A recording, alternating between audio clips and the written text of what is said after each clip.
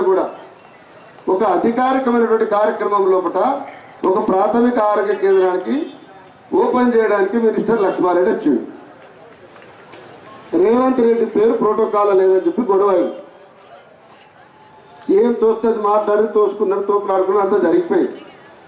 ఎందుకు ఈ గడ్డ మీద నుంచి మాట్లాడుతుందంటే సమైక్య రాష్ట్రం లోపల సిద్దిపేటకు నువ్వు ఉన్నావు కదా ఎమ్మెల్యేగా, కాంగ్రెస్ ప్రభుత్వంలో ఉన్న వాళ్ళు నిన్ను పిలవకుండా కనుక అక్కడ ఏమన్నా చేసి ఉంటే నీ పరిస్థితి ఎట్లా ఉండేది? కేసీఆర్ నేను అడగదలుచుకున్నా. కేటీఆర్ పరిస్థితి ఎట్లా ఉండేది? హరీష్ రావు పరిస్థితి ఎట్లా ఉండేది?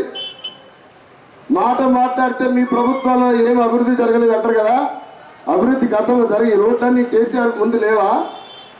మాట్లాడితే కేసీఆర్ మిడుమానేరు డ్యామ్ నేను నిర్మించినా, లేకపోతే సిద్దిపేట తాగుతున్న నీళ్ళన్నీ కూడా నేనే డిజైన్ చేసినాను.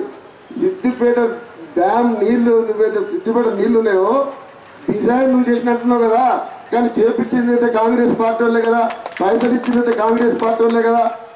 ఇవాళ మహబూబ్ నగర్ జిల్లా అనేక ప్రాంతాలు తెలుగుదేశం ప్రభుత్వం లోపల అనేకమైన కాలువలు తీశారు కదా, జరగకపోతే కొట్టాడాలి. మనం ఇంతమంది మిత్రులతో ఒక మాట చెప్తా ఉంటుంది, ఆల్మట్టి ఎత్తు పెంచి ఒకవేళ నీళ్లు కనుక రాకపోయింటే కొడంగల్కు నీళ్లు రావాలంటే ఆ నుంచి ఆ ప్రభుత్వాన్ని అడిగి నచ్చ చెప్పి అక్కడి నుంచి కాలంలో ఒక నీళ్లు రావడానికి ఒక ప్రయత్నం చేయాలి. కానీ మనం అడగలే, ప్రయత్నం చేయలే.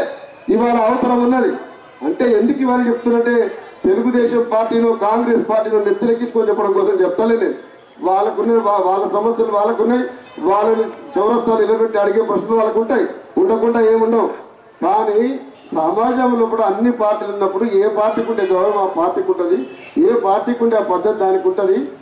ఇవాళ బీజేపీ పార్టీ సుష్మా స్వరాజ్ మద్దతు ఇవ్వకుండానే తెలంగాణ బిల్లు వచ్చిందా? మాయావతి మద్దతు ఇవ్వకుండానే తెలంగాణ బిల్లు వచ్చిందా? పవార్ గారు తెలంగాణ బిల్లుకు మద్దతు ఇవ్వకుండా తెలంగాణ బిల్లు వచ్చిందా? ఇంతమంది మద్దతుతోటి మనం అధికారంలోకి వచ్చినాక, సోనియా గాంధీ ఆశీస్సులతో తెలంగాణ రాష్ట్రం వచ్చినాక అన్ని పార్టీలకు గౌరవం ఇవ్వాలంటే ఇంగితం లేకుండా అన్ని పార్టీలు బుల్డోజింగ్ చేసి నేనే ఉంటా, మా నలుగురే అధికారం చేస్తా అంటే అందుకోసమే వాళ్ళ అన్ని పార్టీలకు, అన్ని వ్యవస్థలకు, అన్ని కులాలకు ఇది వ్యతిరేకమైన పార్టీ కనుకనే దీని యొక్క కార్యాలయానికి వాళ్ళ యొక్క వ్యవస్థకు తాళం వేయాలి. విమలక్క లాంటి వాళ్ళ యొక్క వ్యవస్థకు మనం దారులు ఓపెన్ చేయాల్సిన బాధ్యత మన మీద ఉన్నది. విమలక్క కూడా నేను ఓపెన్గా విజ్ఞప్తి చేసి చెప్పును నేను, మనం ఇవాళ రోడ్ల మీదకి వచ్చి మా కార్యాలయం ఆఫీస్ తెరవండి, మనం తెరవండి కాదు, మనమే ఒక రాజకీయ వ్యవస్థ కావాలి. తెలంగాణ రాజకీయాలు శాసిస్తాలి.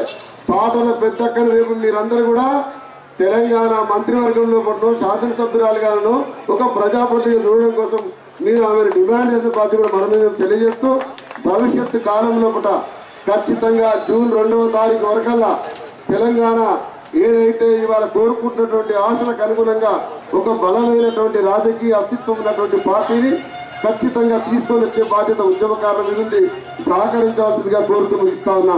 జై తెలంగాణ.